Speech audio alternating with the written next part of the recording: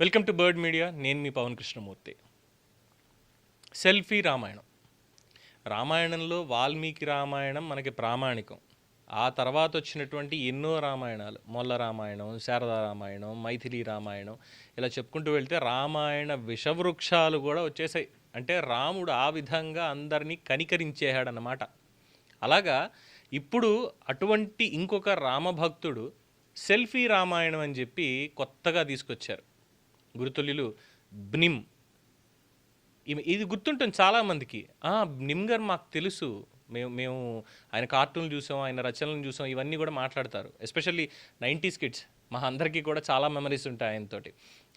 గురుగారు సెల్ఫీ రామాయణం అని చెప్పి కొత్తగా ఒకటి పుస్తకాన్ని అచ్చువేయించారు. ఆయన తీసుకొచ్చినటువంటి అందులో పద్యాలు కూడా ఉన్నాయి, తేటగీతితో చేసిన ఛందోబద్ధంగా ఉన్నటువంటి పద్యాలు ఇవన్నీ కూడా ఉన్నాయి.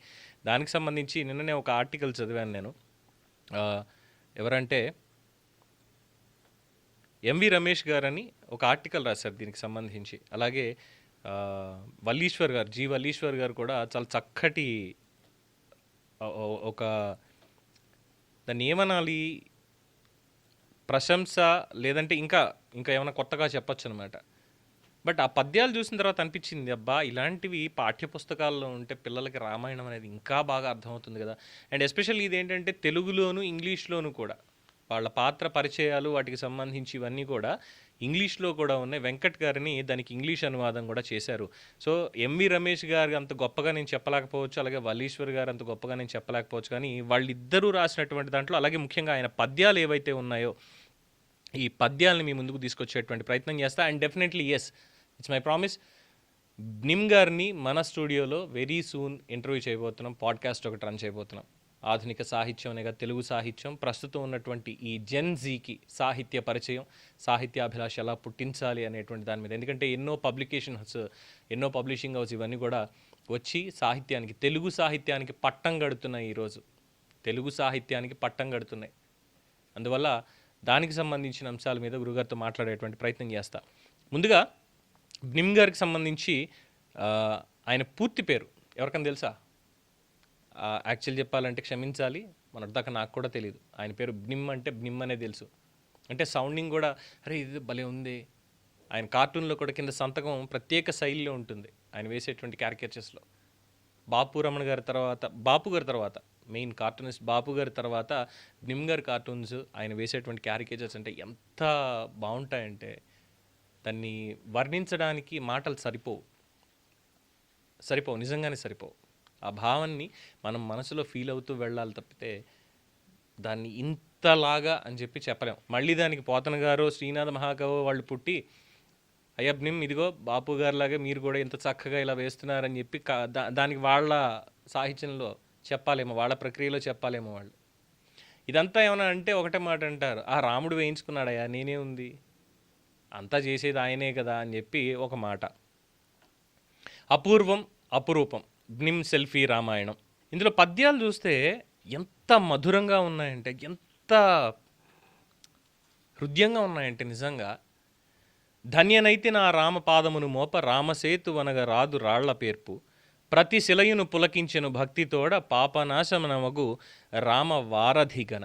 అంటే రామపాదం సోకి సేతు పాపనాశిని అవుతుంది అనడం, కవికి రామపాదం మీద ఉన్న భక్తి అక్కడ వ్యక్తం అవుతుంది అంటున్నారు. అలుక సహజము కడలిపై అల్లుడవగా అని సముద్రుడి చేత పలికించడం ఆయన ఏంటి, సముద్రుడికి రాముడు అల్లుడా, అందుకని చెప్పి సముద్రుడి మీద ఆయన అలిగాడా? సేతుబంధనానికి సంబంధించినప్పుడు సముద్రుడు ఆ అలలు ఉప్పొంగుతూ ఉంటే, ఆ వానరసేన వేసేటువంటి రాళ్ళన్నీ కూడా తేలుతూ అటు ఇటు చిందరవందర అయిపోతుంటే, సముద్ర శాంతించు, నేను రాముడిని అడుగుతున్నాను, దశరథ తనయుడిని అడుగుతున్నాను అని చెప్పి సముద్రం దగ్గర ఆయన అడిగితే సముద్రుడు ఏం రెస్పాండ్ అవ్వడు. నారి సారించి ఒక్కసారి జుంకారం చేసేసరికి దెబ్బకి సముద్రుడు వస్తాడు బయటికి. కానీ ఆ ఊహని కూడా ఎలా చెప్పారంటే చక్కగా, అలుక సహజము కడలిపై అల్లుడవగా, ఇది సముద్రుడు చెప్పాడు. సురసయుక్తికి పయుక్తి పరచనతడు, అమరులబ్బుర పడినంత హనుమని గని. హనుమంతుల వారి గురించి, మిగతా వాళ్ళ గురించి ఇవన్నీ కూడా ఎంత ఎంత ఎంత రామభక్తుల రమ్య కళల ఆదర్శముగా మది తల్తు నందల మలర, బ్నిమ్ని నే వ్రాసి బొమ్మలు వేసినట్టి పుస్తకం ఇది చూడరే నేస్తులారా. అయ్యా రామభక్తులారా, ఈ బ్నిమ్ అనే నేను రాసి బొమ్మలు వేసినట్టు పుస్తకం ఇది చూడండి అయ్యా నేస్తాలారా అని చెప్పి ఆయన అడుగుతున్నారు.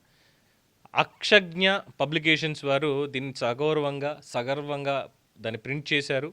దానికి సంబంధించి మీకు గూగుల్ చేస్తే వాళ్ళ లింక్ ఇవన్నీ కూడా దొరుకుతాయి, వాళ్ళ ఫోన్ నెంబర్స్ కూడా దొరుకుతాయి. మీరు తప్పకుండా ప్రతి పిల్లవాడికి కూడా, ప్రస్తుతం ఉన్నటువంటి సమాజంలో ప్రతి పిల్లవాడికి కూడా ఈ పుస్తకాన్ని పరిచయం చేయాలి, ఈ రామాయణాన్ని పరిచయం చేయాలి. ఇదేం మార్కెటింగ్ టెక్నిక్ ఇంకోటి కానీ కాదండి. ఇది నాకు మనస్ఫూర్తిగా నచ్చినటువంటిది. ఎందుకంటే ఇందులో ఇంకొక కొన్ని మాటలు చెప్పారు ఎంవి రమేష్ గారు. ఏంటని చూసినప్పుడు, రామాయణ కల్పవృక్షంతో విఖ్యాతులైన విశ్వనాథ్ వారు తమ కీర్తనల సాహితీతో సంగీత వాంగ్మయంలో కొత్త పేజీలు రాసిన మహాభక్తులు రామదాసు, త్యాగరాజు. ఇప్పుడు ఈ ఎలక్ట్రానిక్ రంగంలో రామాయణ తీసిన రామానంద సాగర్, ఇంకా సినీ రాముడు మన ఎన్టీఆర్, పరమ రామభక్తులు బ్నిమ్ గురువులు బాపు రమణలు. బాపు రమణ గారు ఏ సినిమా తీయండి, వాళ్ళ సినిమాలు ఏదన్నా తీసుకోండి మీరు, అందులో అంతర్లీనంగా నడిపించేది రాముడే, మొత్తం రామభక్తే, రామాయణాన్నే మేము తీస్తున్నాము అని చెప్పి 10కి 10 సార్లు వాళ్ళు ఏ సినిమా తీసినా సరే, ఉంటే కృష్ణలీల లేదంటే రామభక్తి, భాగవతం రాయించినటువంటి రాముడు, కృష్ణలీలలు ఇవన్నీ కూడా రాయించినటువంటి రాముడు. పోతన భాగవతం అదే కదా, సంస్కృతంలోను అచ్చ తెలుగులోను రాసినటువంటి భాగవతం. పలికెడిది భాగవతమట, పలికించడివాడు రామభద్రుండట. అదేమిటి, కృష్ణుడు కదా రావాలి, కృష్ణుడో మహావిష్ణువు వచ్చి రాయించాలి కదా, రాముడు ఎందుకు వచ్చాడు అంటే రామభక్తుడు. ఇక్కడ కూడా అలాగే అయింది. బాపు రమణ గారు, తర్వాత బ్నిమ్ గారు, ఇప్పుడు వాళ్ళు ఈ సెల్ఫీ రామాయణంలో వాళ్ళందరినీ కూడా స్మరించుకున్నారు. కేవలం వానరుండను దైవము కడ అంత చేరువగా నుండి నందువలన పూజలాలయ విభవముల్ భువికి దొరికే భక్తునకు రాముడిచ్చిన పరపతి అది. ఇది హనుమ రామభక్తిని, ఆ భక్తుడి మీద భగవంతుడిని అనుగ్రహాన్ని, ఆ హనుమంతుడికి సంబంధించినటువంటి సెల్ఫీ. నేను ఇంకా పుస్తకం నేను తెచ్చుకోలేదు, నాకు నిన్ననే తెలిసింది దీనికి సంబంధించి, ఈ సెల్ఫీ రామాయణం అని నాకు నిన్ననే తెలిసింది. డెఫినెట్గా సోమవారం రోజుకు మంగళవారం రోజుకు ఖచ్చితంగా నేను తెచ్చుకుంటా సెల్ఫీ రామాయణం. ఈ పద్యాలన్నీ కూడా ఒకరోజు ఖచ్చితంగా చదువుకుందాం ఒక్కొక్క దానికి సంబంధించి. అలాగే గురుగారిని తీసుకొచ్చిన తర్వాత డెఫినెట్గా ఈ వీడియో కింద మీరు బ్నిమ్ గారిని వారి పూర్తి పేరు కూడా మీకు చెప్తాను. భమిడిపల్లి నరసింహమూర్తి గారు, మా ఆత్రేయపురం వాళ్ళు, గోదావరి వాళ్ళు. సో మీరు అడగండి, మీ ప్రశ్నలు గురుగారిని ఏవైతే అడగాలనుకుంటారో దాని మీద మీకు సంబంధించి బాపు రమణ గారి గురించి అడుగుతారా, లేదంటే ఈ సెల్ఫీ రామాయణం అన్న కాన్సెప్టా, లేదంటే అందులో ఉన్నటువంటి పద్యాల గురించా, ఇవన్నీ కూడా మీరు అడగండి. మీ ప్రశ్నల్ని నా ప్రశ్నలుగా, మన ప్రశ్నలుగా వారిని అడిగి వారి అనుభవాలు ఇవన్నీ కూడా తెలుసుకుందాం. అతి త్వరలోనే వారితో ఒక పాడ్కాస్ట్ని బర్డ్ మీడియాలో మీరు చూస్తారు. ఆదరిస్తున్నందుకు ధన్యవాదాలు. చూస్తూనే ఉండండి ది బర్డ్ మీడియా.